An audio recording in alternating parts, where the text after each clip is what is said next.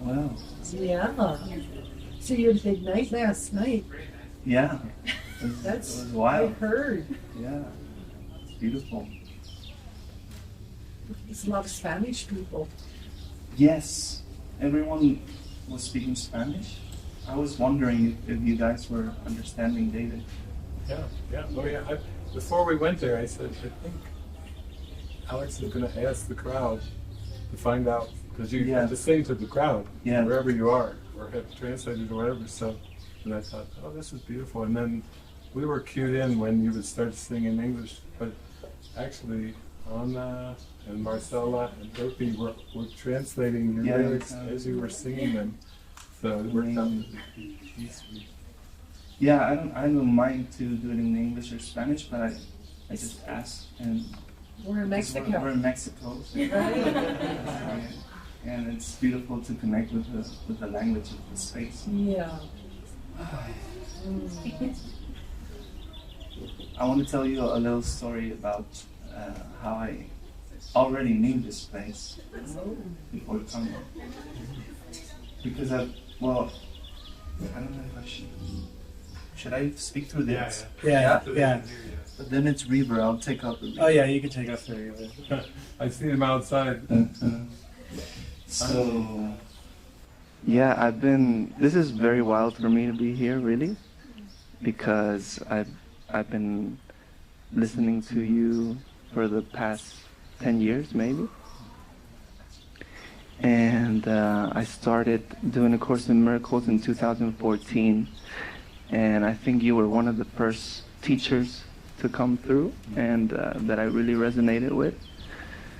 And so I've been listening to you, just listening and integrating slowly and practicing, and so it's very beautiful to be here.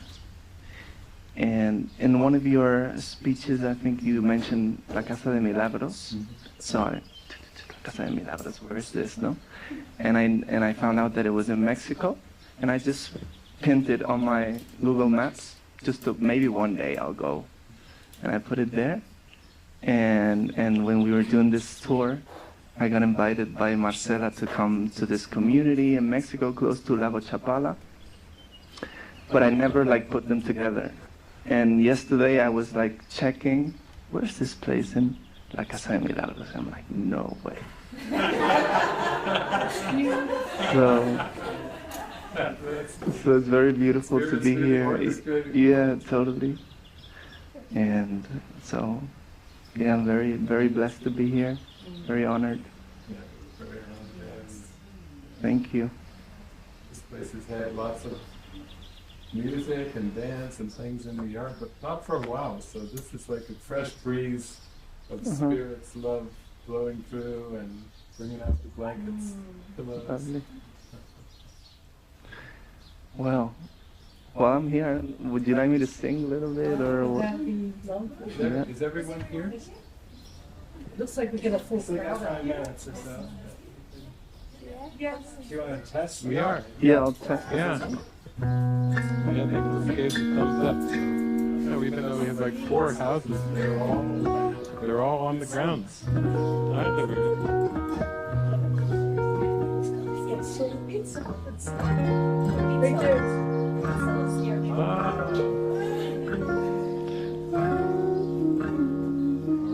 11-year-old youth leader is on the grounds.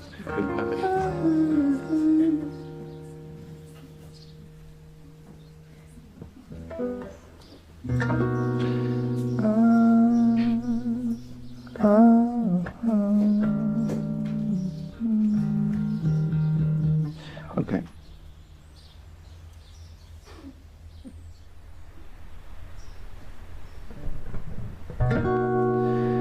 Everything is changing, but I can't see,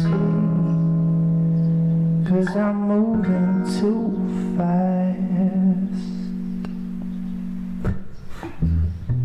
And my heart is aching, but I can't speak. No, I can't find the words to tell you how I feel.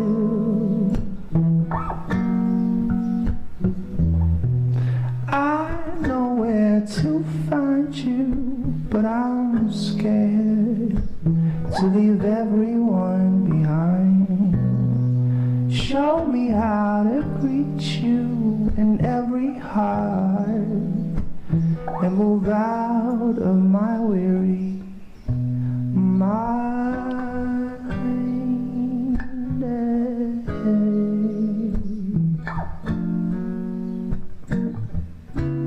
Oh, the miracles will flow before your eyes, my dear.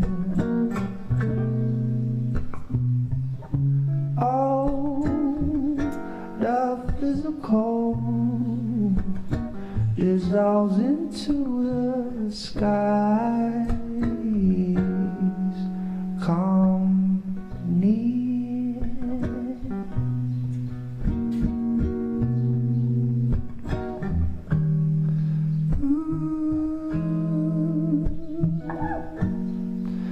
Oh, your love,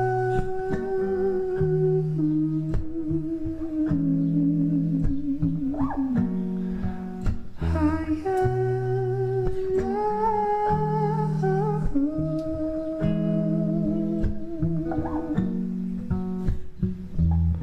so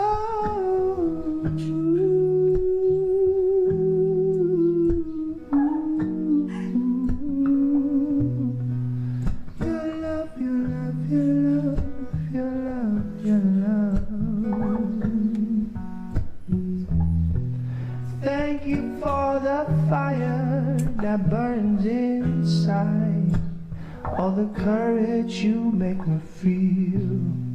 Every time I wonder, you're by my side. You pull me back to what is real.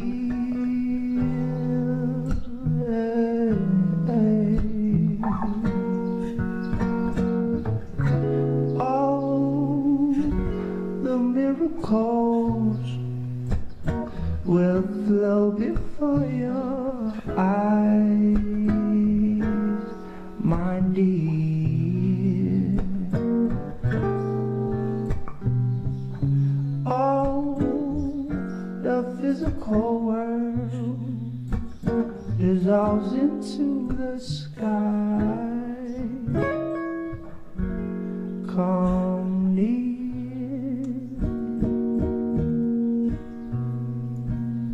Everything is changing, and now I see all the colors that shine in me. And the time will stop when we're running deep, and we grow together and free.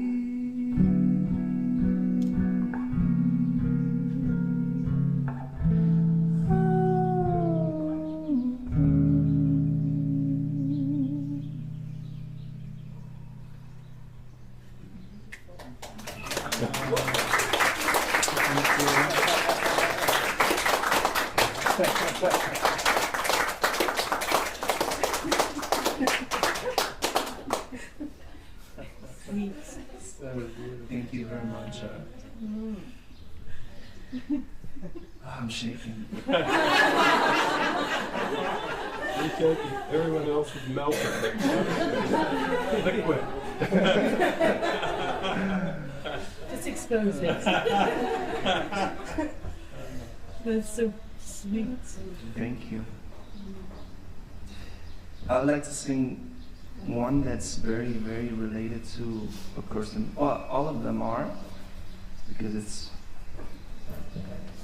one of my biggest inspirations. But there's one that I felt that I really felt that there was like a direct communication. I just like opened my mouth and all these words started coming out. And it's called In the Real World.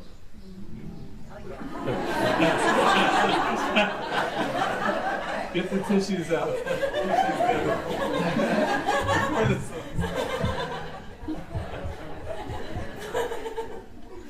And I feel like it's a reminder that it is possible to to be still and to just become a channel. No? So this one's one that I really wanted to sing.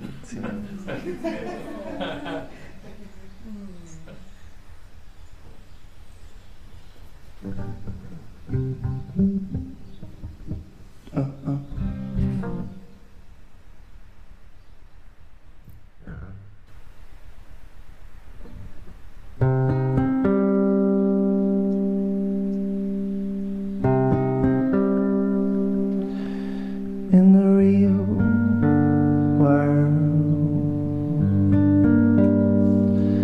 and I found myself in the real world. I'll meet you there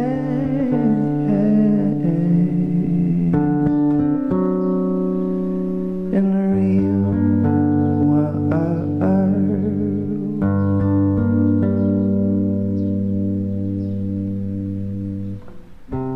I'll meet you in the real world,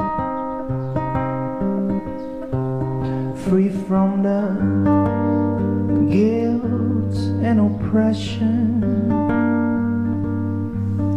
free from the constant depression, open to just feel the emotion,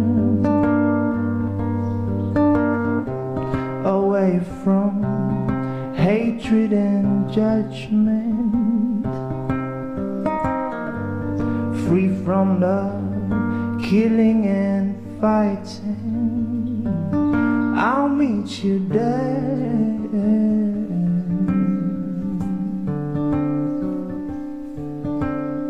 in the real world.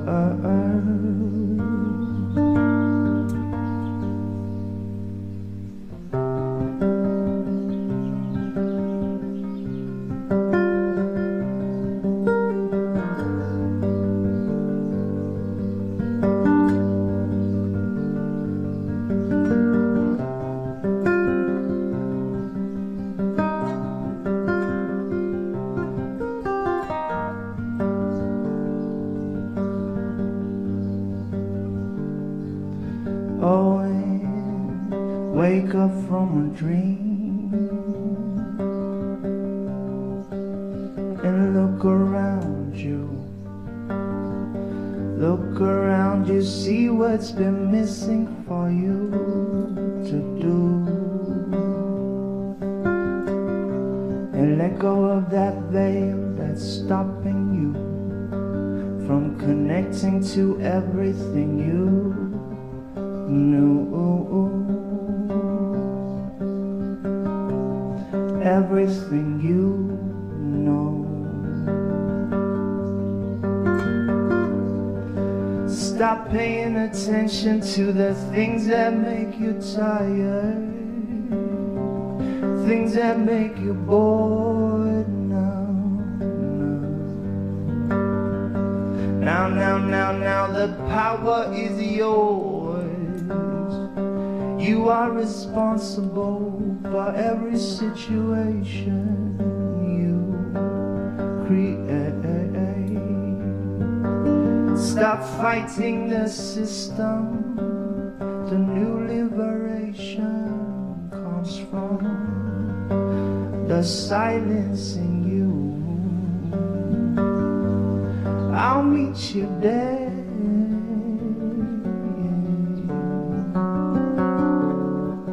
in the real world.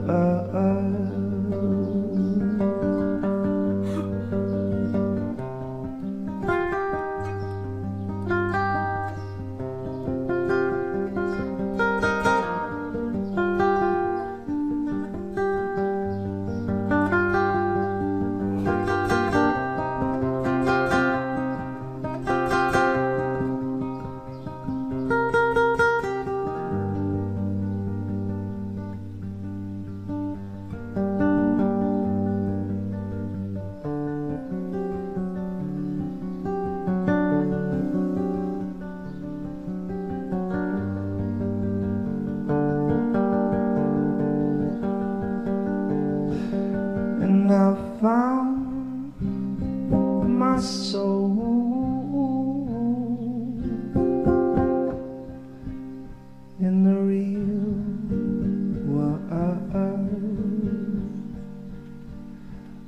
I'll meet you there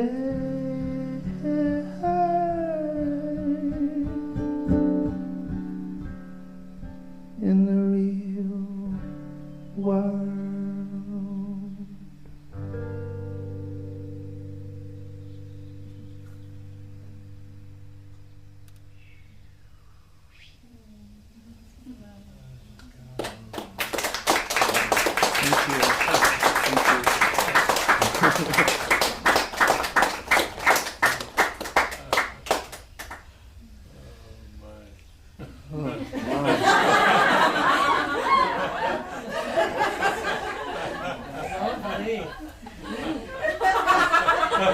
Delicious. Thank you.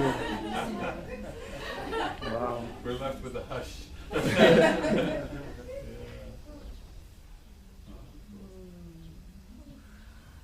Well, this is our vibe. It's like the feeling is like, from this day forth, your ministry takes on a frequency of joy.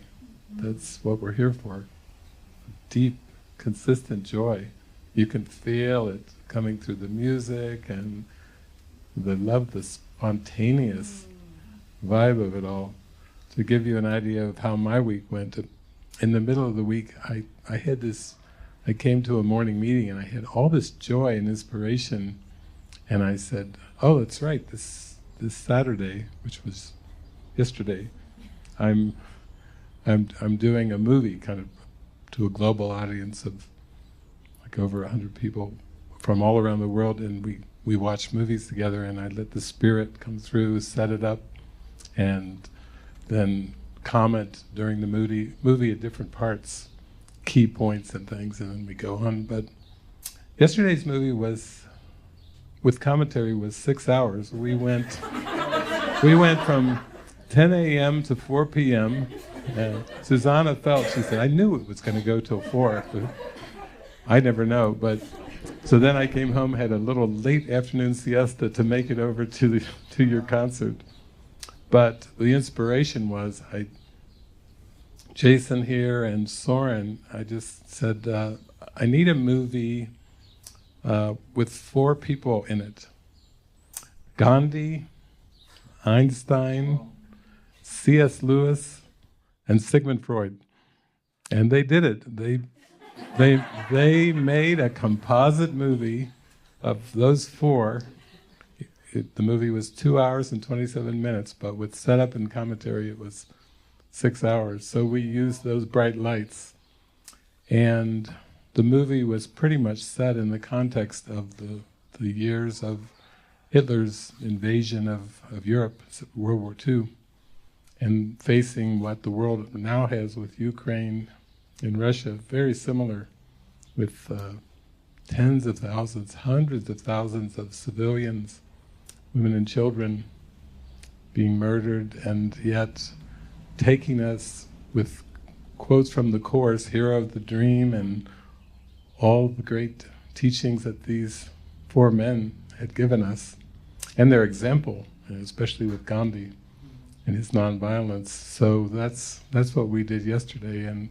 But I think the idea came in around Tuesday or Wednesday morning, somewhere in there, and then Jason, I said, and Kirsten said, no pressure, he just needs it, needs this composite movie. And he and Soren edited, there's a new movie that came out on Netflix called Einstein and the Bomb, which is very metaphysical, where Einstein, it's all based on Einstein's actual words. Okay. Nothing but his actual words is spoken and written. Einstein and the Bomb.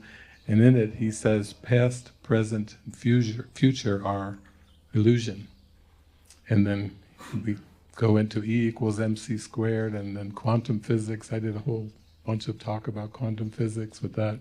Freud, of course, Jesus had to wait a few centuries before some of these words like ego and defense mechanisms were invented to be able to pull from a lot of the insights that Freud had. And Freud had said, all dreams are wish fulfillment, and Jesus is 100% in agreement. But the wish is actually the wish for death. The ego is a wish for death.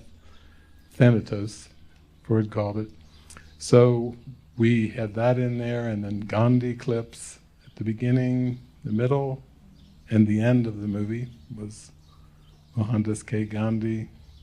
And then C.S. Lewis is a amazing, well-read, just a great writer, and just dripping with the classics from Europe, who had a conversion experience and saw the light and went from being a very staunch, devoted atheist to having these experiences of the light and actually joy in his heart that lifted him into this connection.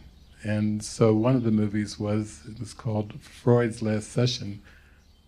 Freud all of them had connections to England too. Gandhi went there for his professional university training as a solicitor, as a lawyer.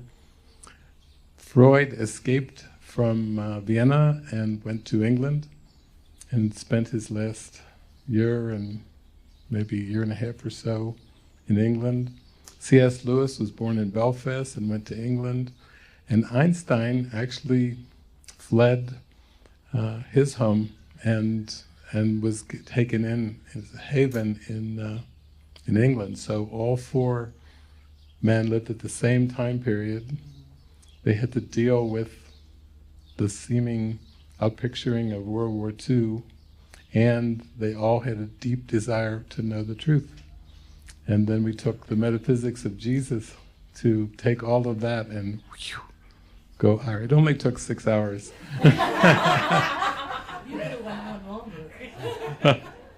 Yeah.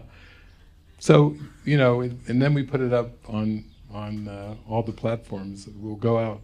I don't know, Soren knows how long it will take to get something like that edited and put out, but it will go out on Apple and Spotify, and for everyone who likes to listen to these things without the movie itself. But that's probably still about 4 hours or something.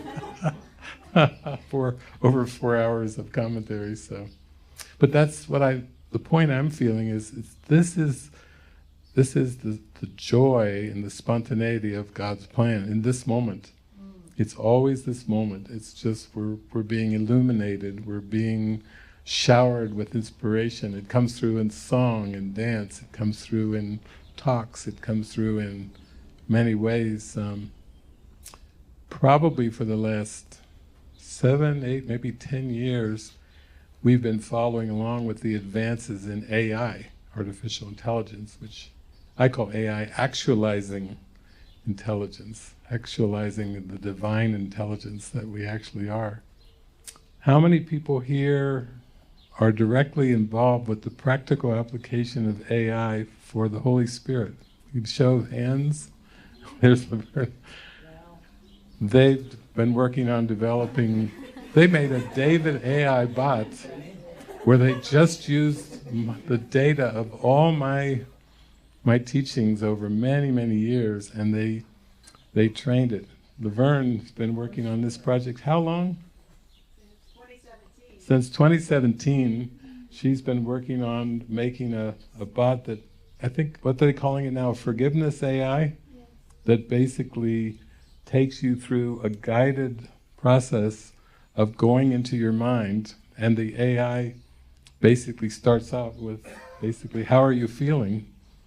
And then takes you way... The spirit app, huh? Well, that was the original one, but now there's, how many apps are there? There's Forgiveness AI map. There's David AI. Have you heard of David AI? That's the course, the spirit. But there's one called David AI, and it basically answers all your Course in Miracles related, all of the Course in Miracles related questions. Yeah, if you go to spirit.ai, you'll see a list of our bots. How many? How many do we have? I think there's like 3 main ones at the moment. Okay. And how many languages are they in? Many, actually. I lost count, but So these are all the spontaneous major apps languages. that are now come out in all these different languages. Yeah, English, Spanish, Portuguese, Swedish? Swedish, Russian, Japanese, Dutch, French. So it's not just the teachings and the metaphysics that came through around the Course, but it's also the practical applications. So you can ask these, like Forgiveness AI, you could have any upset of any kind of upset, and then Laverne has trained this AI meticulously. When the AI would start to go to the internet and start to try to pull things off of the process of going back in the mind, she would see it when it would go off and try to distract away from healing. Even the AI was like trying to avoid coming to the light. Wow. And Laverne was on it. She was like, we need more testers, we need more testers, we need to put this out. It's, she was like, it was like a bucking bronco. You were riding it. Like, she's like, staying on the... Yeah, Laverne's right out here. Lisa's looking for you. Yeah. But the thing we found with these AI bots was it all depends on the database that you feed it. It's quite spectacular if you are very meticulous with the database. And so Andy was like, first started off, he was feeding the entire text from Jesus and A Course in Miracles into the database. Quite surprised at the answers you got back when that was the Course in Miracles was your database. You just turned AI loose from that, and then Andy was trying it out with different questions, and he was like, whoa, it's like it's watching me. It knows me, it knows my thoughts. And then we've had so many community experiences over so many years that data started to be fed in, so people that were even interested in applying it to their relationships, applying it to their local communities or families, their issues that were coming up with trying to put into practice Jesus' love your neighbor as yourself, the most practical teaching ever as we approach loving God with all our heart, soul and mind. And so that was kind of fascinating too, because of the answers it was giving and into practical application. And then because we've been doing this kind of global ministry so long, we have the things, you'll probably encounter a little bit of it, because you have technical things you have to deal with, and with travel there's a lot of logistics, because I know from all my years of traveling there's a huge amount of logistics. And then your friend who wasn't feeling well, I have a friend Jordi in Barcelona too. Yeah. But there's many Jordis. Many Jordis. Right. I've noticed. It's like I think of a kind of car or a certain color, and then it's everywhere. One day I was going to see a house, and I was going with my realtor, and it was a big, huge parking lot. She said, my car's out in the parking lot, and well, we can just follow each other. I said, it's a big parking lot. It's like a mall. Whereas she said, well, I'll just go out and find it and we'll find each other. We walked out in this huge parking lot. We both had red cars and were parked facing each other. She had her little crucifix hanging down. She took me to this house. We went out to the road, and as we approached the road in our two red cars, I looked to the right side of the road, and every vehicle on the road was red. Oh. I was like, oof. And I looked to the left, and every vehicle on the entire road, it's probably like 20, 25 cars, were all red. And I was like, okay. I think I said something like, whoa, the blood of Jesus, or something like that. I said, because it was so much red. And then we followed her, and we were guided to a house which we still live in today, and the address of the house is 1, and you can see it as you drive down the road. It's this big Lisa was like, holy Jesus, all the way down. But the kind of quantum experiences where we have a name or a color or something or a number, it's just like peppered all around us, those kind of, just teaching us that we're all connected, we're all one. So we've actually started to apply, I think at the end of last year I did like 7 meetings, seven summits, and we pretty much were in the practical application of helping, training AI to help us save time, so we have more time for prayer and meditation and singing and dancing, and less. And then you show up, and everyone, that's it. That's what we want. That's how we want our spirituality to be. Beautiful. Spontaneous.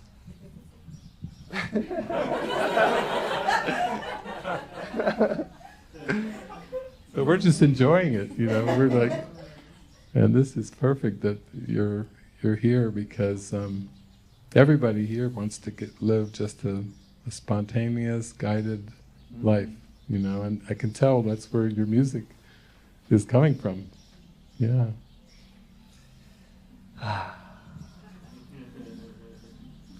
I'm just fascinated by being next to you and hearing you. You've been listening to the voice. Yeah, I mean, for me it's been a very, very intense process to get to being able to express myself like this. Gone through a lot of times where I really didn't believe that I can do it, and I was telling the story yesterday in the concert that precisely was Mexico, the beginning of an opening for me in 2012, when I felt like very depressed with my life and felt like I was in a loop, and I felt like there must be another way. I can't be like living like this all my life and feeling this nonsense. I want to feel joyful. I want to feel happy. I want to feel free, So I decided to go travel the world, and I came to Mexico without any return ticket, just with my backpack, a little guitar. And by that time I was singing, but I wasn't singing my own songs. I was singing songs that I loved, from like oldies, jazz, soulful songs. But I was very shy to share my own stories. I didn't know how to express it, so it took a long time for me to like start meeting people that really had overcome this obstacle and were like shining, and I was feeding from all these experiences, and by the time I got to South Africa from 2012, 4 years later, no, 2 years later, I arrived to South Africa, and I meet this brother that was in a very similar position than me. He wanted to make his own music, but he came from the business world, and he felt like he wasn't good enough. But he recorded himself, like some songs that he had, and recorded himself with a microphone and a guitar in his bedroom. And when I got to meet him, he showed me like what he was doing.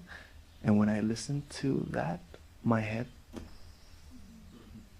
really exploded, because it made me understand that you can do whatever you want. If you feel it and you put love into it and care, it evolves through time, it grows and expands, and it becomes something incredibly beautiful. And so that relationship with my brother Yannick was super empowering for me.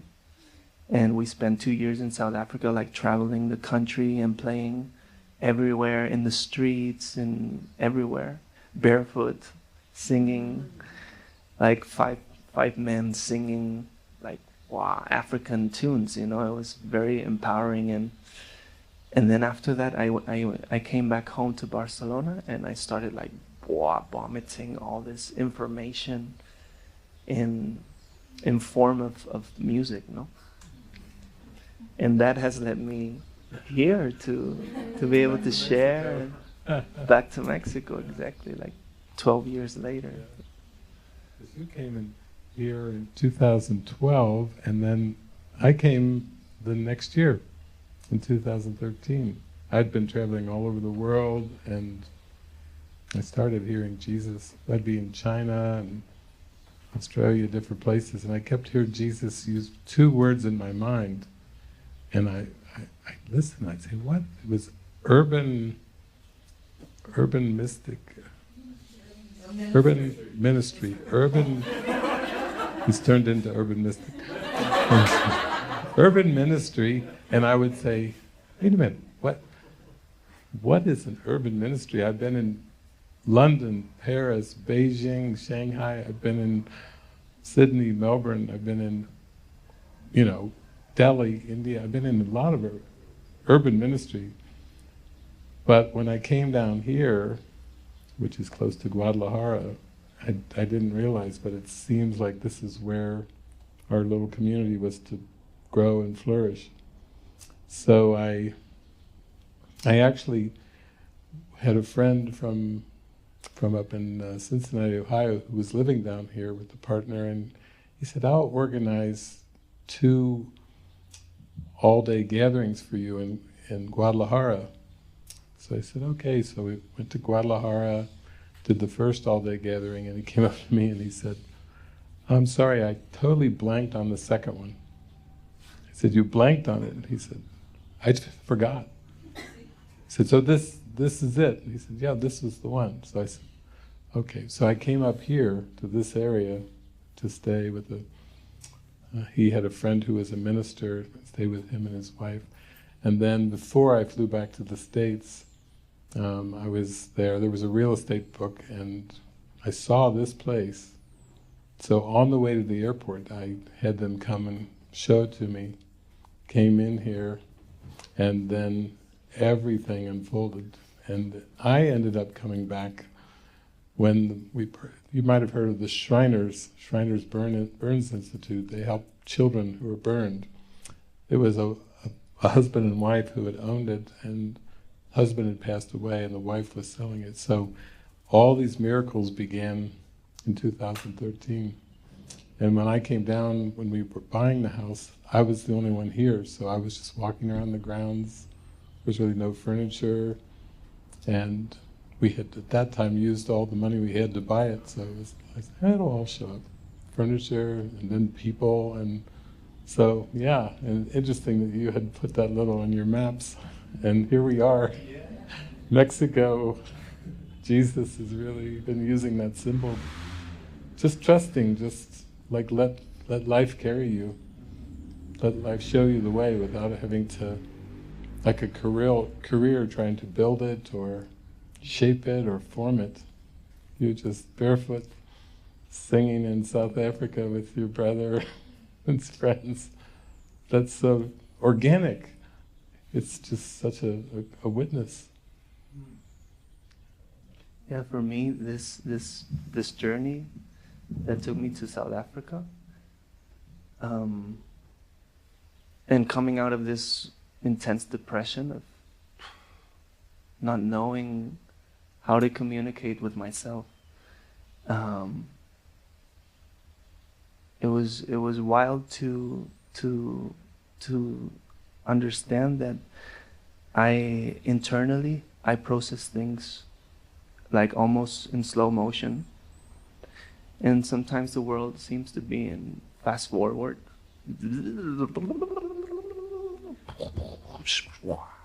Super intense, and me inside I'm like,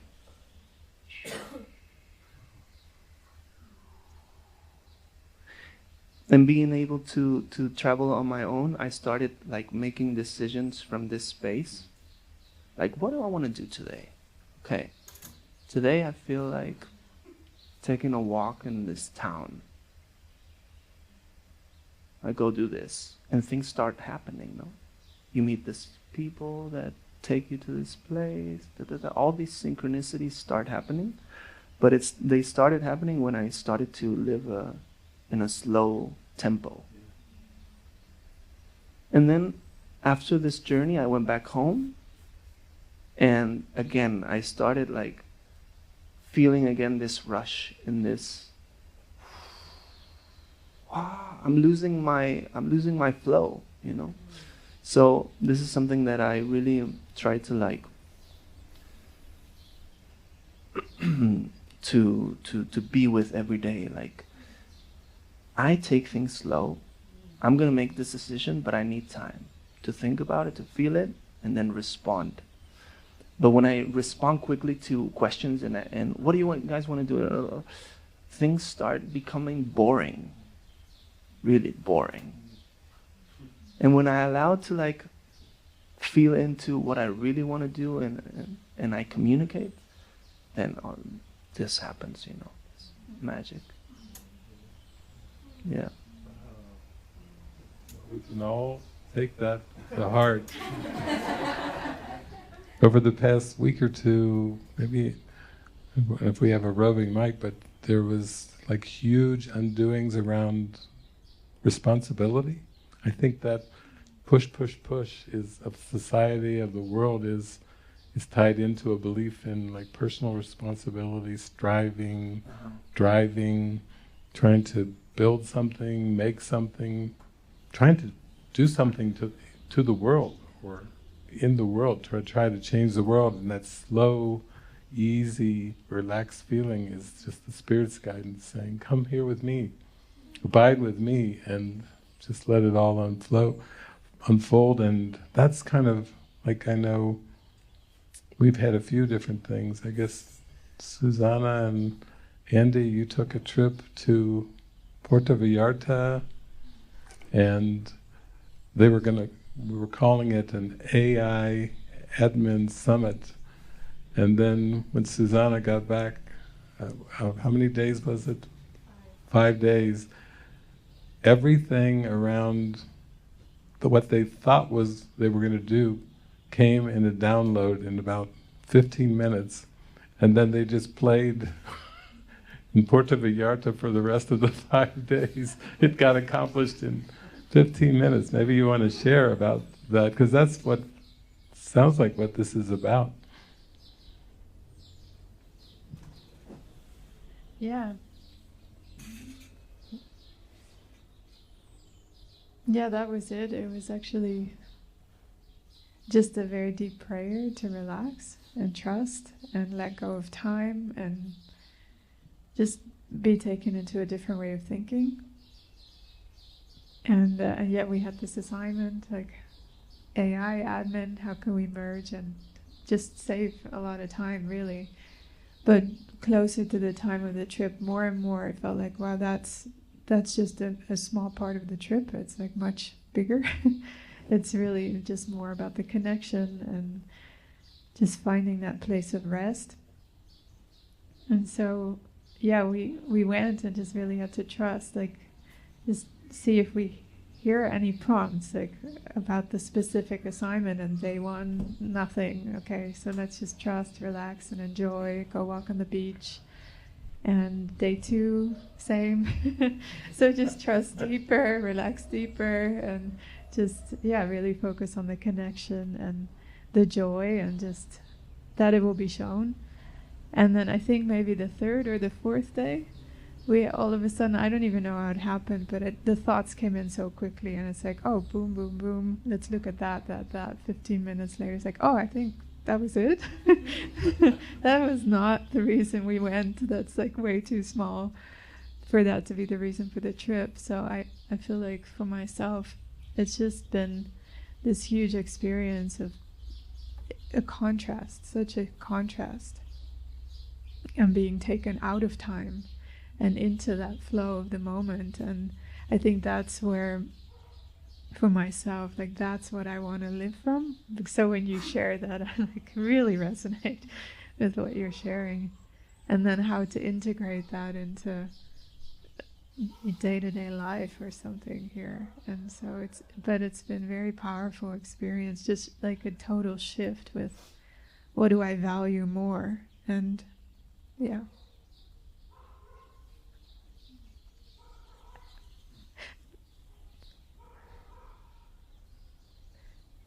Yeah, it feels like it's actually just still very much integrating, but such gratitude for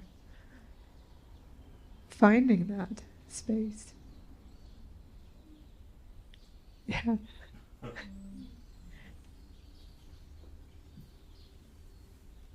Yeah.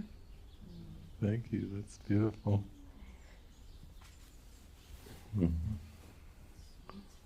Reminds me of a line from a John Lennon song.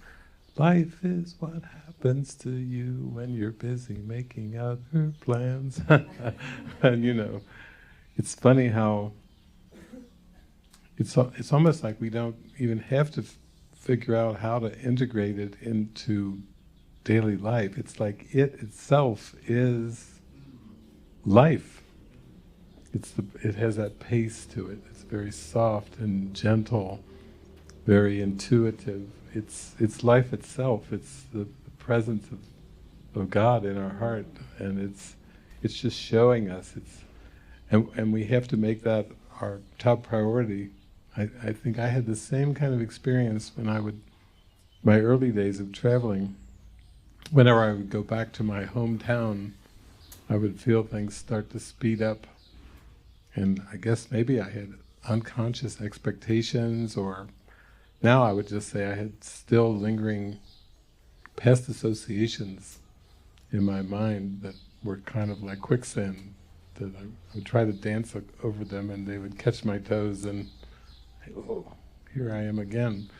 But then the more I went out on, like you, with these big travels and trips, then I just felt like I was letting go into the stream, like it was more like a twig in the river. And the river would wind and bend and bubble and do whatever it was doing, and I was just in the current. And it was very involuntary too. It didn't feel like I had to figure things out or make plans. Lots of synchronicities, just things showing up. But I think what I'm hearing from what you're saying, Alex, is just the permission and the determination and the spaciousness to allow yourself to be carried like that. That seems like that's the huge lesson for all of us. Even our dog Benito is relaxing. Yep. So I mentioned his name. He's off to chase a bird or something. But yeah, it's so glorious because it feels like that is life itself. We're touching life itself in us, and we don't really have to try to fit it into the world. We just have to be in it, be it. Yeah. It's sweet. Sweetness. Sometimes I wonder though, when there's like situations, like when you were mentioning now, this war on Ukraine, things like that are very rough. Like I had the experience to be in Israel the day before this last war started. So the day before Hamas came in and there was this terrorist attack.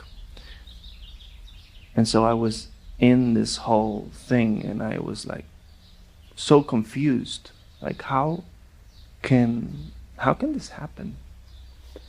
I was lucky enough to be able to leave the country the next day.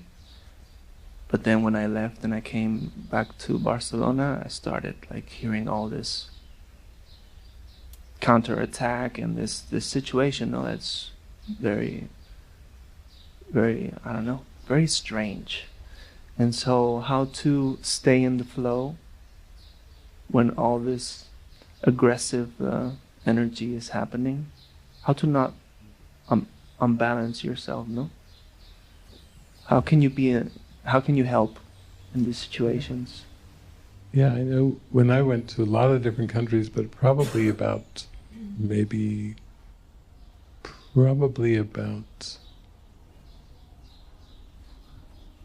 10, 12 years ago, I went down to Colombia. And at the time I went to Colombia, people there hosted me out in the rural areas outside of Kali, out in the mountains, and they did kind of say, here's the context of what we're dealing with. We're dealing with a civil war in our country that's been going on for many years. There's the military, there's the paramilitary, there's the guerrillas that come down from the mountains and kidnap our children and do anything. So it was interesting that Jesus had kind of sent me right into a country that was dealing with a kind of a civil war with like 3 different sides to it going on, and there was all protest going on. Sometimes one day I would wake up and they would say, "Oh, we were going to go into Kali, but there's massive protests. The streets are filled with huge protests, and so we don't feel it's safe to go there." And I say, "Okay," and there were situations where I would go to course groups like over in Bogota, and they'd say, "Well, you're going to meet a woman who's a course facilitator whose son was kidnapped by the guerrillas. So when she's doing her lessons every day, that's her main issue she's working at. Her child was abducted and taken away." And so it was more what would seem much more extreme than many other of my travels around the United States and Canada. It seemed it's the same world, but it's more apt to be perceived as extreme. One time I was in communist China with my friend Francis, and we were doing a little tour of 3 cities, and we were going to do our final stop in Beijing. And just like you did your final concert in Mexico yesterday, there's a hotel in Beijing, a big hotel, supposed to be 250 people there and everything.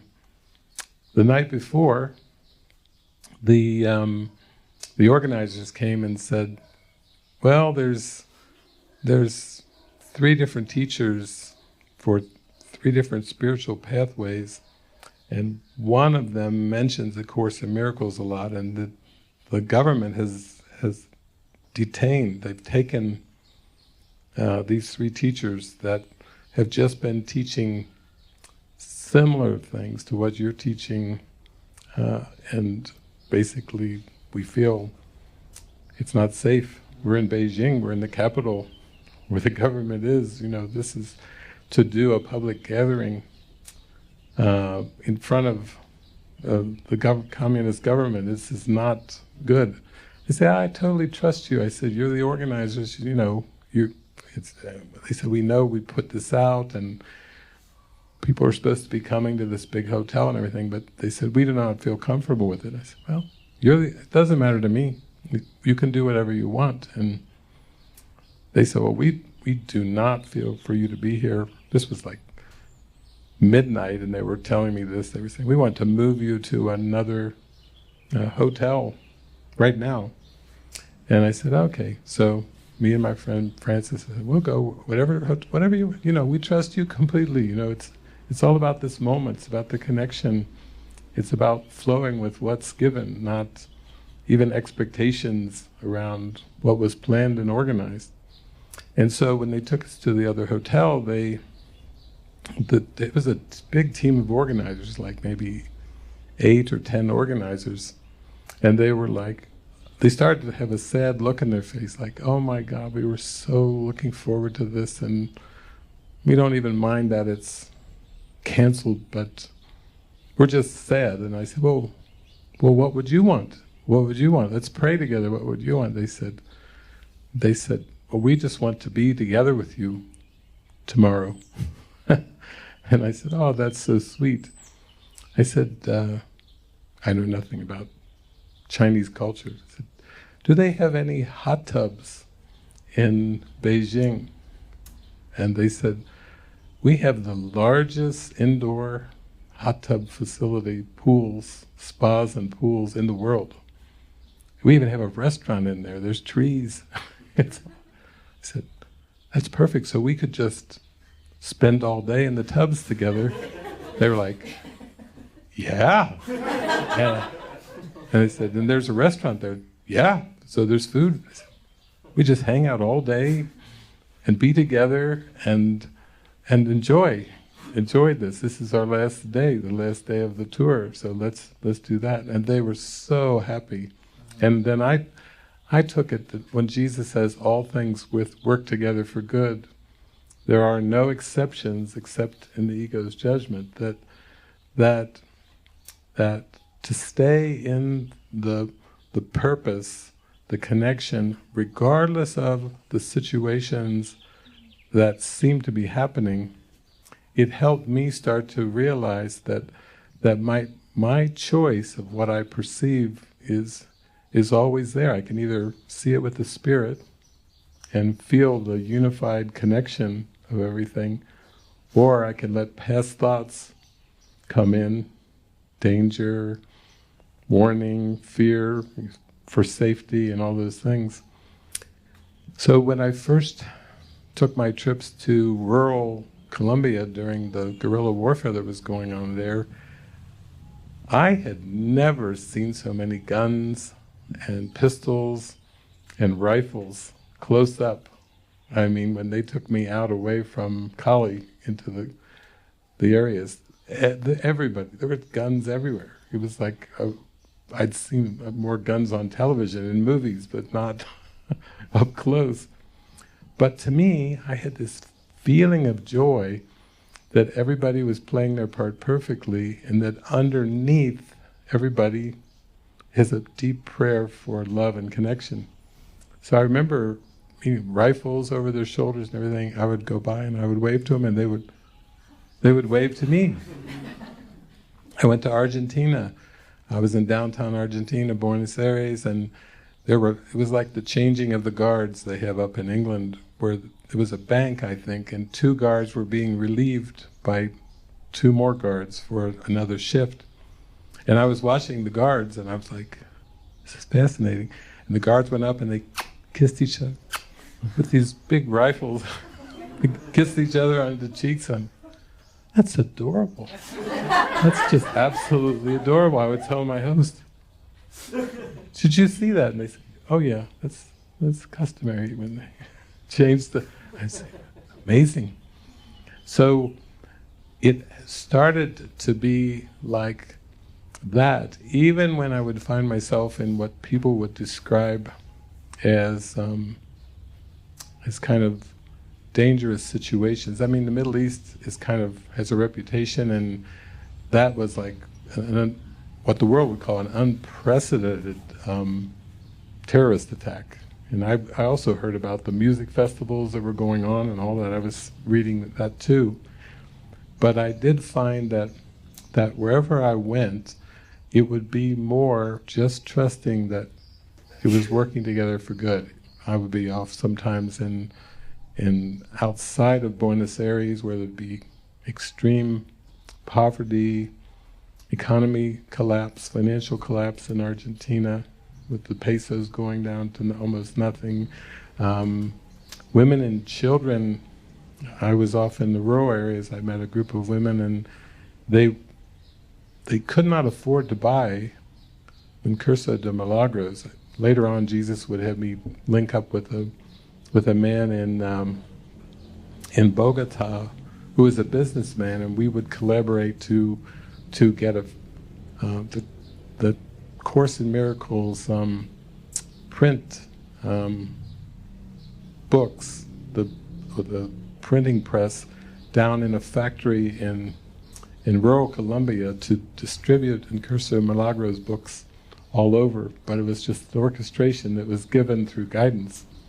And when I was meeting with the mothers, they could not afford, there was no course book, and they had Xeroxed one chapter from the text, and that's all they could do was pray and read that one chapter and pass around the Xerox copy.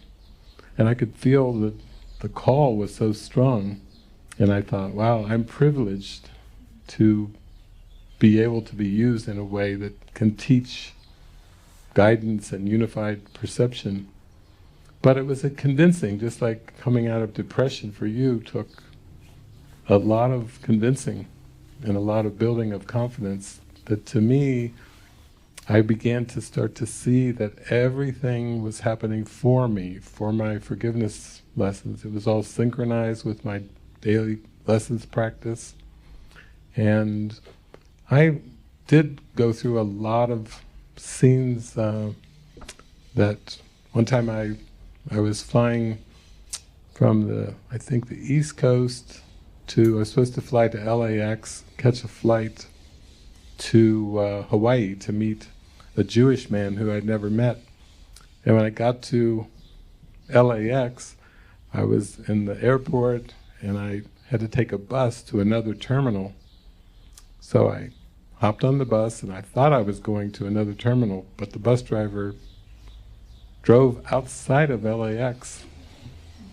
And we were all like, what's happening? Similar thing happened when I was in China. I was flying towards Shanghai to catch a flight the next day back to the United States, and the captain came on and he was speaking Mandarin, but I had my translator right next to me, so I was saying, what's he saying? He's saying, David, that the plane has been diverted. I said, the plane is diverted. For most people, the word diverted, you don't like your flights to be diverted. Diverted. It went to Ningbo, and a whole bunch of miracles happened from me being diverted away from the city where I was supposed to be going, and I had so many miracles happen. And the same thing happened that day in LAX when we were going towards a terminal. The bus driver takes us outside of the airport, takes us to a parking lot, and we're all in the bus going, what's happening? What's going on? They said, there's a gunman who's it's a mass shooting happening in the terminal that we were going to. And we were diverted on the bus away. I had thought before, I thought, maybe I could walk it, and then I thought, no, it's too far, I'm going to take the bus. Hopped in the bus and then got diverted completely from that. It's very similar to, like I showed that movie yesterday, and there was a scene where Gandhi's in South Africa with his dark skin, walking down the streets in probably Cape Town or Johannesburg, one of the big cities. And he's walking with his friend, some of you remember from the movie Gandhi, who's a priest, who's got the white collar on and everything. And a group of 3 boys, they started calling him by derogatory nicknames because of his color of his skin, and telling him as the priest and him are walking on the sidewalk, get off the pavement, you colored, get off the sidewalk. And they had some derogatory words and everything. And the priest was like, let's go the other way. Let's go the other way. And Gandhi said, no, I think there are times when we have to be courageous. I think of Christ, he says to the priest. Christ said, if someone smites you on one cheek, you should turn the other cheek. He said, I believe that he was trying to teach a lesson that you have to go forward in faith and trust, kind of encourage. And the priest is horrified. And Gandhi just keeps walking straight to the 3 guys that are calling him names and saying, get off the pavement. And then as they get up, one of the guys' mother comes out before there's any kind of physical confrontation and says, where, are you still down there? You get away, get out here where I can see you. You're supposed to be gone to work. And the whole scene shifts with Gandhi fearlessly going along, and the man comes out, talks to his mother, comes back over, stands right in front of Gandhi, and Gandhi, out of his mouth comes, I think you'll find that there's room for all of us. And the guy and then Gandhi steps forward. And there's a passage in the Course where it says, Jesus says, if you'll be a miracle worker for me, I will arrange time and space for you. That's nothing that none of us were raised with. Arranging time and space, and yet I've had so many experiences over these last 3 decades where it actually feels like the whole day was arranged, synchronized, all of time and space was moved for the daily lesson. And then when I got deeper into just my calling and my mission, there's been so many miracles, so many seeming arrangements of time and space that I couldn't even write a book. It would be too long. It would be like an encyclopedia volume of all the experiences where really nothing that we need is provided. We're not here to get something from the world. We're here to be the bringers of light. We're here, like Gandhi, to show the light, to shine the light of love and equality. And some of the situations the world will judge as emergencies or extreme, very extreme conditions. But through the miracles, they show us that we're like carried along, and that really nothing is lacking in any situation. It's our own holiness that we're meant to recognize and to shine. And then so many of the experiences have been where I just trust. One time I was down here in this area, and I was getting ready to go back to the United States and then go over to Europe to do a 10-country tour of Europe, and then fly to South Africa to do a tour through South Africa. And then the day before I'm to leave, I went to the dentist, and my young-looking dentist, he just looks at my teeth, and he said, "You need a root canal." I said, "A root canal? I don't have time for a root canal. I've got a world tour. I'm leaving tomorrow." He said, "Oh, you need a root canal." He said, "Now?" And he said, "You need one now?" I said, "Tickets are bought. I'm leaving tomorrow." So I came back over here to La Casa and talked to a friend of mine named Judy. She took me to a friend, alternative kind of healer that had some kind of a quantum machine. Because that's easier than the dentist. Just use a quantum machine. So I go there, and are there any things to hook up to my fingers or anything? He said, no, the quantum machine doesn't need to be attached to you. So, okay.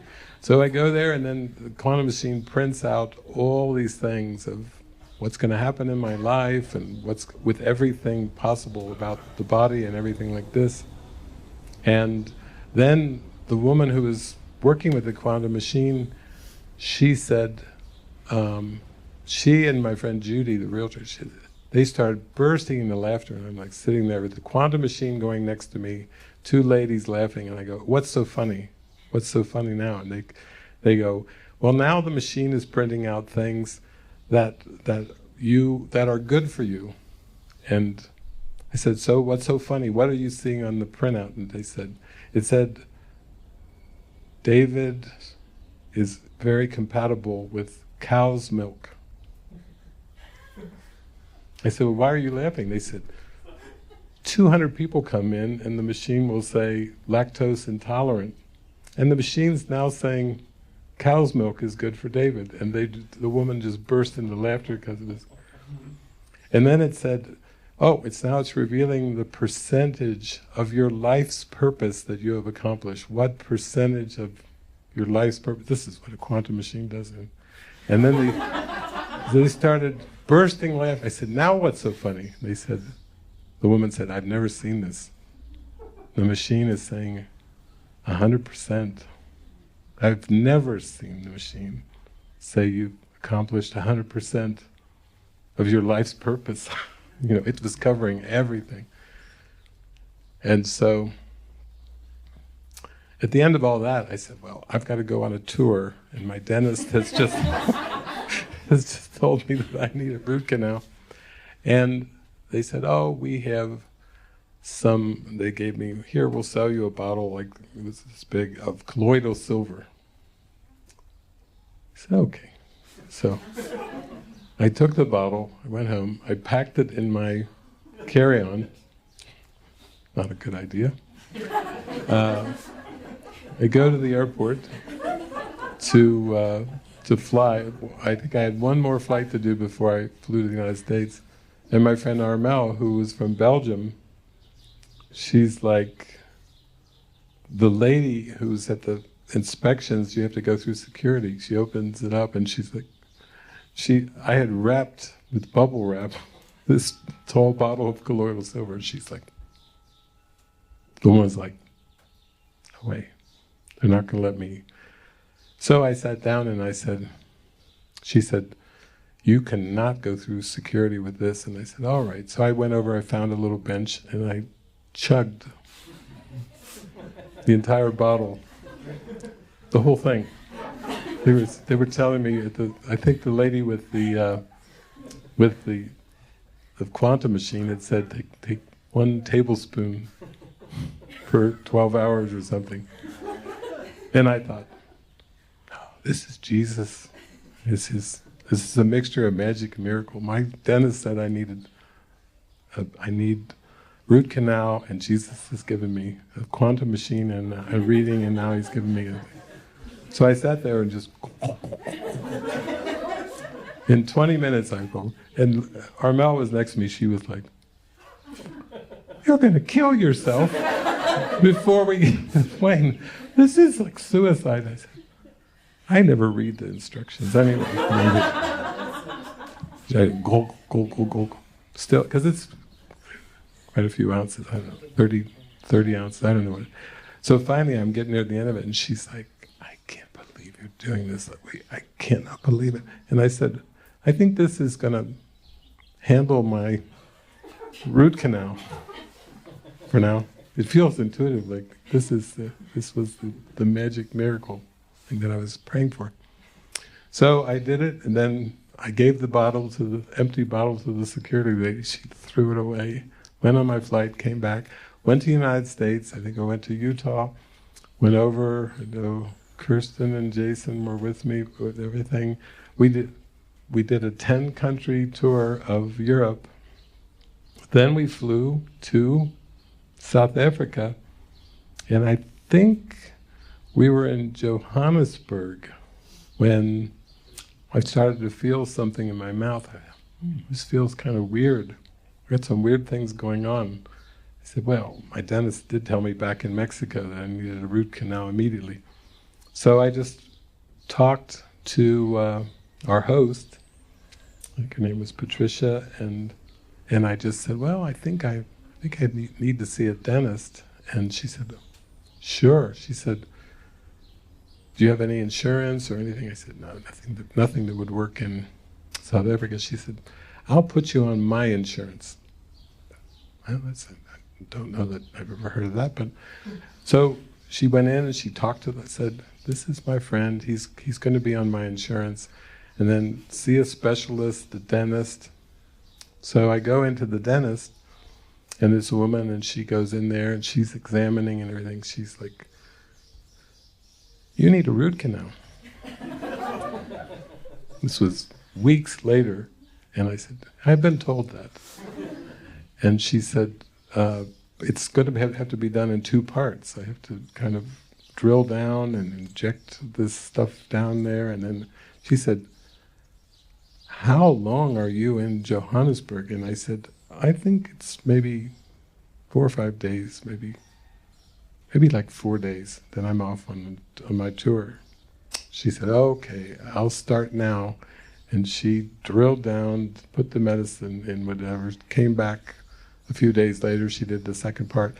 But there's been so many of those experiences where it just feels like everything is handled and arranged without my effort. There's just been so many that have happened. But it's like you were talking about, kind of going in within and just being in that real relaxed place. And it's only the ego that tries to judge certain situations and of course from the worldly perspective they would say, wow, Alex, you were very fortunate with the Gaza Strip experience. But I always feel there's no accidents, that we're always in the right place at the right time, and we always have actually what we need to perform our function. And then when I think of it that way, then I think, oh, I just have hundreds, really thousands of experiences where it just felt like everything just worked out, even though there was initially sometimes a fear or a doubt sometimes. So I really think it's all a convincing job, like the Holy Spirit, trying to convince us that we're spirit, and we always have been spirit, and we're not a body, and that the past, I think the guidance part gets stronger and stronger, where we start to realize that once we're just intuitive and willing to be 100% intuitive and 0% analytical, then things start to get very joyful. But to the extent we still fall back on some of those linear interpretations, then that brings up fear immediately when that happens. But it's just an opportunity to come back, choose again. So I do share a lot of the parables because people have a lot of practical questions, and that's what came up in the movie when C.S. Lewis and Freud were together.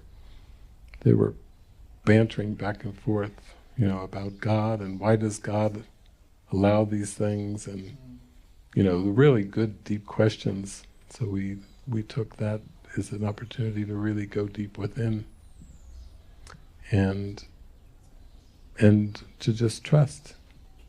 I mean, the community is just a group of people that have come. There's so many countries represented here at this gathering, just I don't even know how many.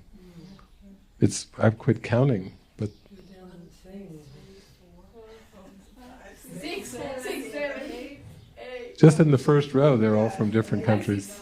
Then different, yeah. Holland, Ireland, Canada. It just goes on and on. Argentina, yeah, Australia. But it's a vibrational thing. Like, we found each other with a frequency. And the funniest thing is, if we sit around and we talk, we would think, Lisa used to say it to me, I would never have chosen in a million years to be with this kind of group of people, we would say when we were at the monastery. And there's no way you can even look back to the past to figure it out, because it's just been like a symphony of this high frequency that's drawn us together. And there's been so many movements and shifts, like in the symphony, there's different parts, shifts in the symphony, but again, that is kind of like Jesus saying, who is my father, mother, sister, brother? He that does the will of our Father in heaven is father, mother, sister, brother. He was describing it like a frequency even back then, because he was saying, mothers will be turned against daughters in my namesakes, and fathers will be turned against sons, and people were, what is he talking about? Those are passages in the Bible that people don't even like to quote. But I think we just saw the new episode of The Chosen, 2 episodes down in Guadalajara. Was it a few days ago? And that it was that sorting out of letting our frequency just be carried, lifted higher and higher and higher, and letting go of all judgments of the form. Because the form judgments are what's being undone. It's just the past. To be free of past associations, and that's the music that's even pouring through you. That's the love that everyone felt at the concert last night. Everyone was just swaying and dancing, and we've been down here since 2013, but we didn't even know that. You brought a whole new group of people. We were like, oh. Jason was like, look at this crowd. We've been down here, we had, the frequency. They just came from your frequency, and you invited us, and we were there from the frequency, and it's very celestial. It feels, very mystical and very celestial. Not something that you can put in a box at all. Happily. Not something that you can plan, no. Not at all. I was hearing a question, but I haven't formulated it yet. But it's something. So we say there's this universal frequency in the world from many different traditions, religions, that says we are one. Would you say that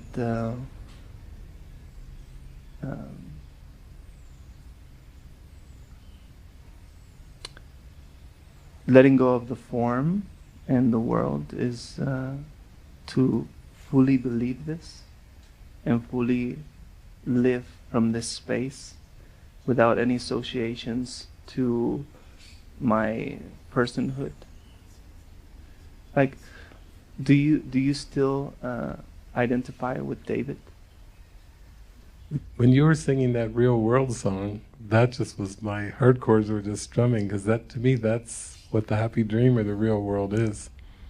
And so there's such laughter in the mind, because anything that seems to be the slightest contraction it can't hold on. There's nothing to hold on to anymore. It has no foundation. So like there's this inner sense of laughter. It's like Jesus laughing, at anything. Like there's no serious moments. There's just this ha ha, this little laughter underneath, So it started years ago where I felt like I had a little bird on my shoulder that was chirping away, giving me commentary on movies and teachers and everything else. Discernment, little discernment bird. But now it just feels like it's one big happy dance. And this, like Miguel Ruiz, one of his 4 agreements was don't take anything personally.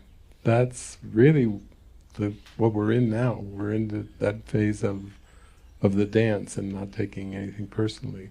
And then even if something arises, you notice it very quickly, and it's not some big drawn out drama or depression, or some of the things would be so long, like getting stuck in things, but it just doesn't have anything to hold on to. And I feel like that's what we're into now. We're here to live it, to fully live it, to be it, not to speculate or pontificate, but really to be. Yeah, that's it.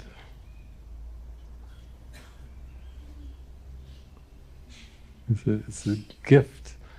It's like open the gift. Yeah.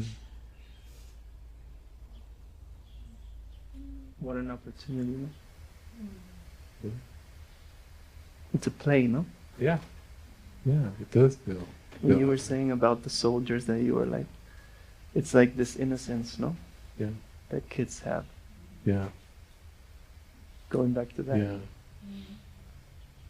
It's really a surrender of into this state of really not knowing anything about the world, being really kind of clueless. And like a couple days ago, when we went to see the 2 first episodes of season 4, afterwards we were just skipping through the mall like a bunch of little children, this huge mall in Guadalajara, and Emily was saying, Cheesecake Factory. I'm hearing Cheesecake Factory. And Lisa's going, Mickey D's, McDonald's. We don't have a McDonald's here in this area, We don't get out too much. So we got down there, and Jason was saying, I'm open, I can go for anything. But already Kirsten, Susanna, and Emily had gone into Cheesecake Factory, so we're standing outside. I said, yeah, go ahead. If you want to get me something, I'm going to go over to the Cheesecake Factory, but if you want to get something. So they go over to buy food from McDonald's and take it into another restaurant. And Jason's sweating bullets. yeah. He's like, what are we doing? What are we doing? I said, yeah, get me a. I said, if you go to Mickey D's, get me a vanilla milkshake. So then I go into Cheesecake Factory and order a glass of milk, leche, and then I've got a Maltado coming there. We're sitting there, and then they were talking. We were outside before we went in, and they said, are we going to really bring McDonald's into this restaurant and just come in with our McDonald's bag and everything? And I said, they love us so much. I said, at the cheese factory, I said, they love us so much, they'll just be so glad for all this to be in there, even if there's McDonald's. And sure enough, I sat there in the Cheesecake Factory, here comes this big bag of McDonald's and everything, and they go, oh, we checked at the front. We said, we've got McDonald's, can we come in here? And they said, go ahead. It was that we love you. They could care less if we were bringing McDonald's into their restaurant. And then the waiter was coming around. We didn't even hide it when we pulled out all the stuff from McDonald's. It was all over the table. And he's like coming up, can I take that for you? He's taking all the McDonald's. This is the state of mind where you expect only miracles, and that was my reply was, can you take McDonald's into the... I said, they love us so much. That was my answer. And sure enough, they did. It played out that way too. It was that way. And then Jason had a kind of a healing of that, because he said when he was younger, he took some food into a restaurant in Canada and were kicked out. He still had the past association. I said, there it is. That's what this is all for.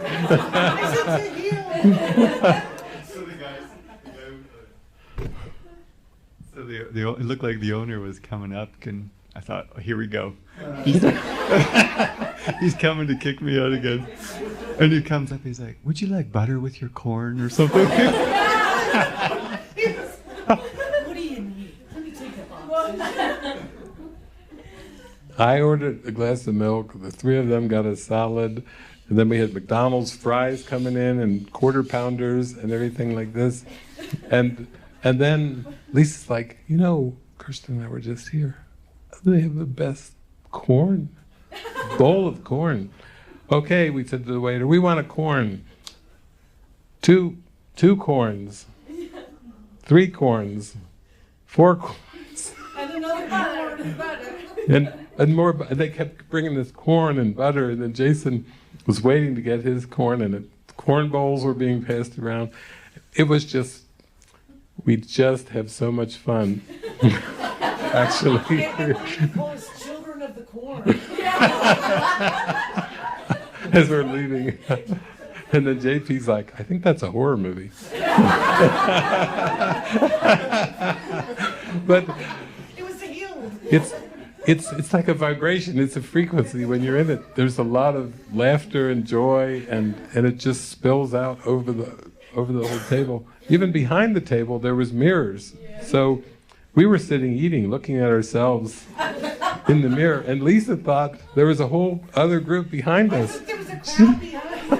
Because the mirror was there. She could see out to the side there was all these images, and she thought, oh, there's a whole big crowd behind us. And I said, no, that's us. So it's like a cat, looking in the mirror. But you do get more and more clueless, but also it's everything is handled too, because we've had to navigate through lots of things over the years, but we do pray, listen, and follow. We really do. It's a habit now for us. We pray, and we just become more and more and more intuitive, and then the more intuitive you become, you start to realize that the whole world you see is a reflection and an orchestration of what's going on in your mind.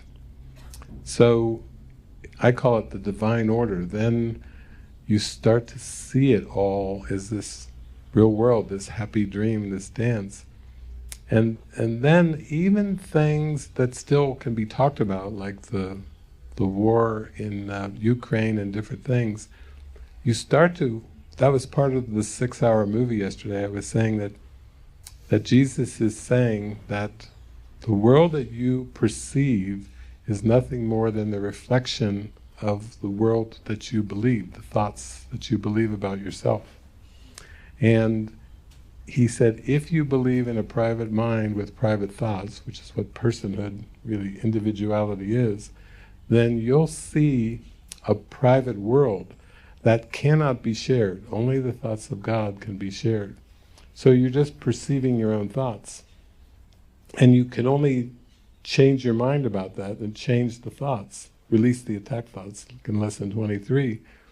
And so at first it starts out as an idea, but the more you really give yourself to it every day, then you start to feel that the world is subjective. It's just what your emotions are, your daily emotions. But as you go through a purification process, then there's just lots of joy and laughter and yeah, when we don't take too many outings, but when we take an outing, it's a lot of joy. Just even the traffic, it's quite a fun trip. I was going one time, Urpi was taking her first drive here in Mexico City traffic, and we're zipping along on the highway. She's driving, and I noticed very quickly there's the exit right there for the airport. And so she, on a full 3-4 lane, we go, just across. And we're like, oh, okay, made it, good. She's like, you never forget. You need to go to the right. Wait, now! Now, and she just, but we do that a lot too. Like if I'm out driving and there's traffic coming both ways, I'll just look one way and I'll say somebody, you check the other way. And then I just totally trust and rely on them 100%. I'm not even looking, they're like, go, now. I just go. Don't even look to see if the traffic's coming. It's just like the Matrix. I can guide you, but you must do exactly as I say. Go, now. Lift, raise up, do it slowly, because you get into that rhythm of listen and follow, and the trust grows stronger. And you actually feel like you're just living intuitively from your heart, and that the world is just reflecting that, but you're not really putting faith in your 5 senses. Because I've had so many experiences. One time I was in Roscoe, New York with Ken Wapnick and Gloria, and it was a weekend. They were doing like a retreat, and it was the weekend, and they had this big lodge, but on the weekend it was completely vacant and empty. And so I was walking by, and I heard Jesus say, go into the lodge. And I thought, I don't even know, it looks empty, I don't even know if it's open. He said, go in. So I go, the door opened. So I walked into what I thought was a completely empty big lodge. And then they had, shows how many years ago, it was like a phone booth in the lodge. So it said, go over to the phone booth. And I went over to the phone booth and I just stood by it, and then the phone started ringing. And I'm in a big empty lodge with a phone booth and a phone ringing, and then Jesus said, answer the phone. So I answered the phone and I said, hello, this is Foundation for A Course in Miracles, which is Ken and Gloria's. And they said, oh, I'm so glad I got a hold of you. I have a friend up there, and it's an emergency, and I have to talk to her, and this is her name, and this and this. I'm standing in an empty lodge in a phone booth with answering the phone, saying that, and she says, please, I'm so grateful that you were there to answer the phone and everything. I said, okay, what's her name again? So she gave me her name, and then out of my mouth comes, in an empty lodge, just a minute. I'm like, just a minute. I don't even know this lady, and I don't see this lady. And the voice said, just a minute. So then I got walked out of the lodge to a road, and I saw 3 women in the distance slowly walking toward me. And they came closer, closer, closer for a few minutes, and then when they came to me, I smiled and I said, are any of you, and I said the woman's name, and she said, that's me. I said, you have a phone call in there. And it was like, this is just Jesus having fun. He's like taking it away from the 5 senses and the past. Just listen, follow, don't interact as if there's actually something that you know what's happening. And that has happened so many times where things just flow and unfold. And I would never in a million years have even imagined some of those things, but there they were. So it was just like him saying, I will guide you, I will tell you what to say or do, put your total faith in me and let go of your past learning. So sometimes it feels like, you're Stevie Wonder. You mentioned him as Stevie Wonder. You feel like you're just happy like Stevie Wonder and you're blind to the world, but you're loved, you're taken care of, you're connected, you're happy. That was what we wanted all along anyway, But it's like expands your faith when you keep going through those things. Your faith grows stronger and stronger. Like Jesus telling Thomas, he takes Thomas, has Thomas put his finger in the hole, and then 2,000 years ago said to Thomas, to all the apostles, blessed are those who have seen and who have believed. Far greater blessed are those who have not seen and believed. He was teaching us, don't put your faith in the 5 senses. Expand the faith of your heart and your guidance, your intuitive guidance. And that's the faith. That's because when I say we have to trust, people usually say, trust what? And trust who? And like you said, there's so many traditions all over the world, and there's the same frequency that when you travel the world, you start to really feel it in many cultures and many seeming diverse places and people. But it's there. It's there for sure. We went to this concert last night, and I think was it the first song you sang? Maybe you could sing that for us, because he sang it, second song. It was in English, and we're hearing Son of God, and I'm Son of God. And I was looking over at Kirsten, and I was saying, oh, that's from a line in the chorus. Yeah, that's what I was saying to her. I said, he's singing, he's opening up the concert, singing the lyrics from the chorus. I don't know if you can play that, if you have the right... I can sing it. You can sing but it. I need my friend on the handpan. A cappella, yeah. I can sing it a cappella.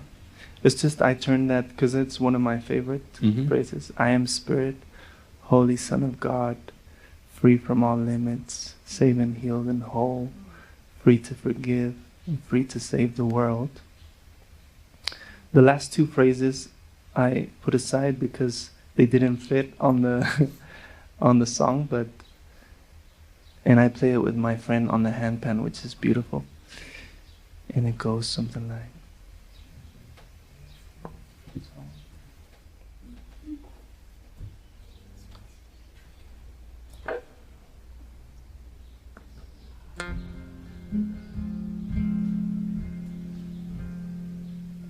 I am Spirit, Holy Son of God. I'm free from all limits. I'm saved and healed and whole. I'm saved and healed and whole.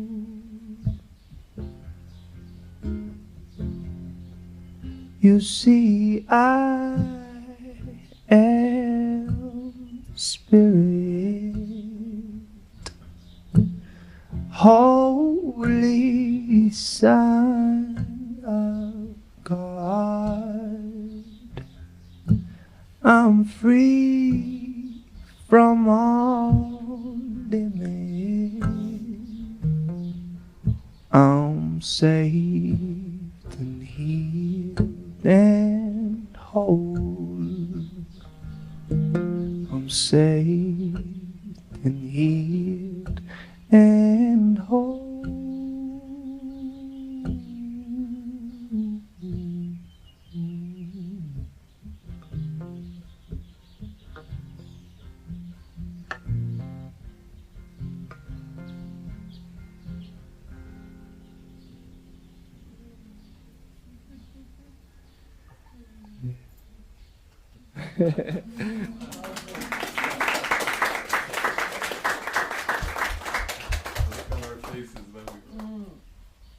Are you hearing this? Sometimes you hear that at a course gathering, but we were just out there and everyone was all swirly and there it was. So that was so beautiful for us. That was like, it touched our heart. Yeah. Sana Corazón is so beautiful too. But it's in Spanish. Yeah, so we can translate it. Sana Corazón. Well, it's an interesting one because it came from a long process of, especially in my relationship with my wife, where I felt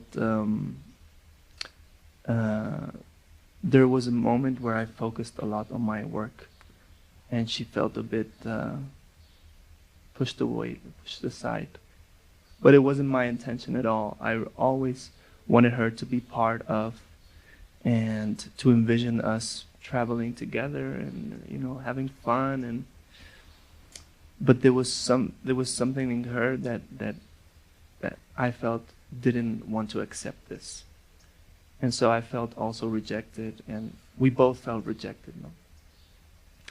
And so we went through a very, very intense process of, should we be together or should we just like go on our own paths?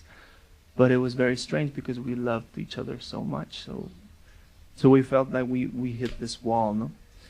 And it was super painful. Like I went through a very hard time and feeling this pain, and we even like split for a while, and I went back to my parents' house and I was just there for a few weeks just feeling this and crying and like really going through this pain. And finally, after a while, it became clear for me that this is not something that only I am feeling. This is it feels very common. You know, in all my relationships, I feel there's moments when we just say things that reveal that we don't love ourselves and we don't appreciate ourselves and we feel like we're not good enough. No? So I touched the wound. It was this feeling of I'm not good enough. And she's reflecting it to me and I'm reflecting it to her, and it's super painful, but it's something that we have to face, no? And so I started playing this music, and these melodies came at that time, but there were no words. Like I couldn't put it into words. What do I actually want to say? And I don't want it to be like a victim kind of song, like, oh, you don't love me anymore, like all these typical songs that reinforce the thing, no? So it took a long time. It took like a few years to actually turn that melody into words, and they came in Spanish. And it's funny because they actually came on a road trip I did a couple years ago in my van, and I took like 2 weeks to travel through Spain in the van, and it was beautiful because I was on my own. I slept anywhere I wanted. This is a nice spot. I park here, spend the night, couple days, bathe in the river, and I was listening to you all day. driving and listening to David. Yes, yes.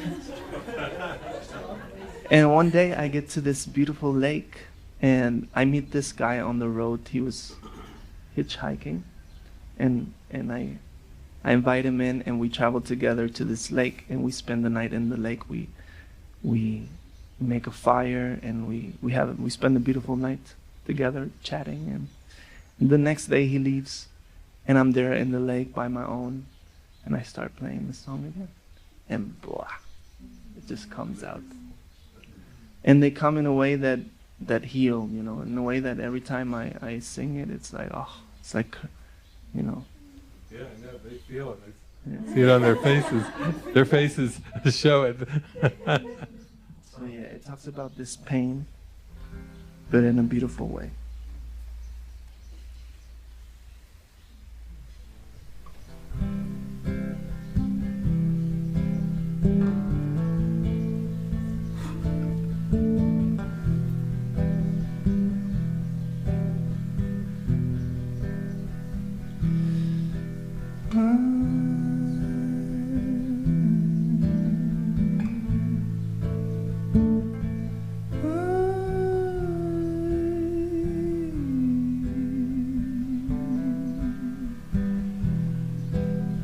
Siento tu dolor, hermana, que yo guardo el mismo sabor amargo. Tienes un poder infinito, y no sabes cómo compartirlo. Creíste que el oro está en el mundo. Cierra los ojitos, ve a lo profundo.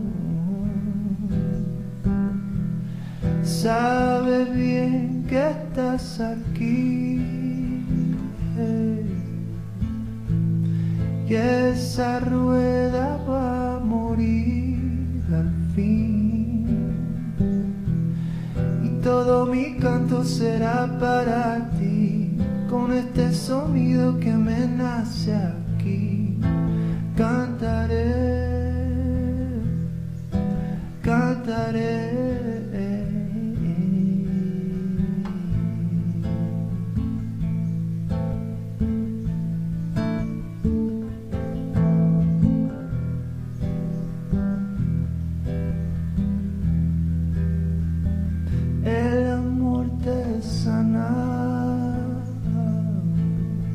Sana el corazón.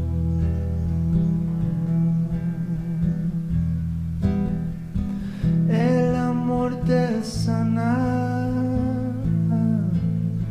sana el corazón.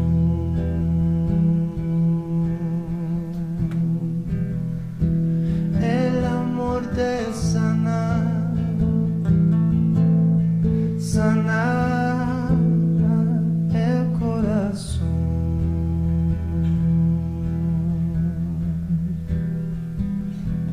Siento que me vengo lastimando con toda la pena del pasado.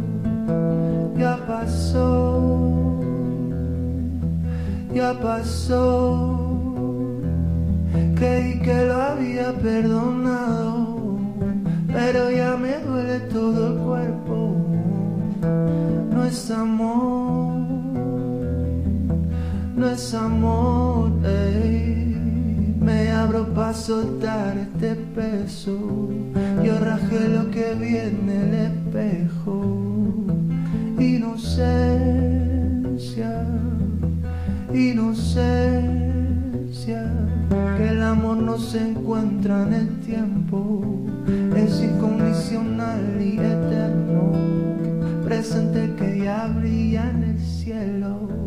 Te libero para vivir este momento.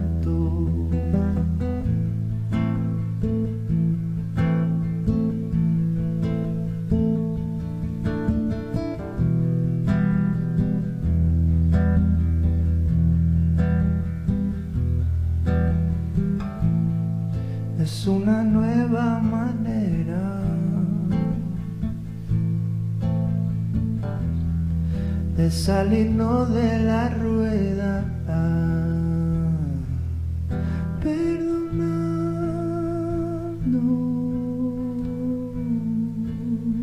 Perdonando el pasado,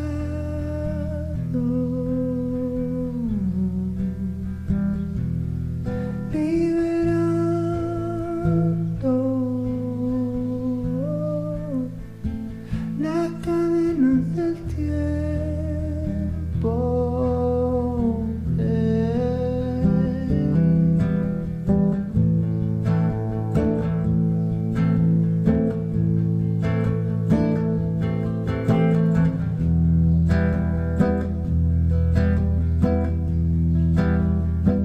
El amor te sana, sana el corazón.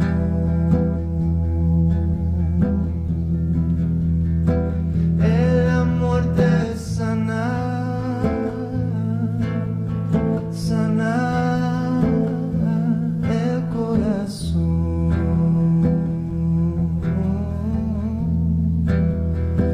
El amor te sana, sana el corazón.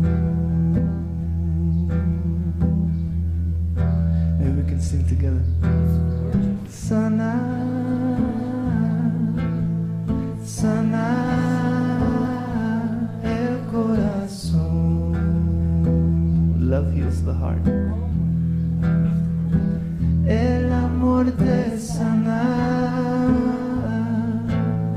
sana el corazón.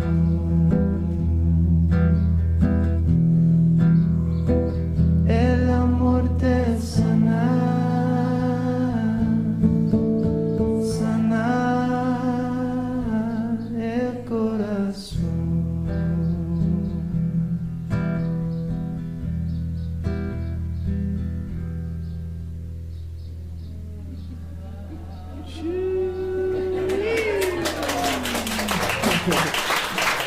Thank you, thank you.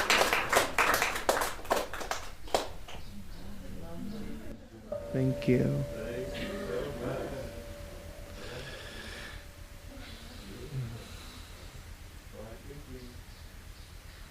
Thinking of inviting you here for lunch, but I know you're flying out today or tomorrow. Oh, good. So there's no, we don't have to whisk you off.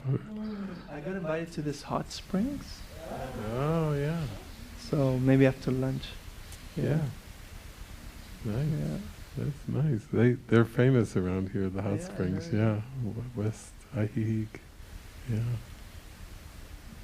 Well, let's all share our love and gratitude here to have Alex Thank here you, at guys. Thank you the very Casa much. de Milagros. Qué bonito. Muchas gracias.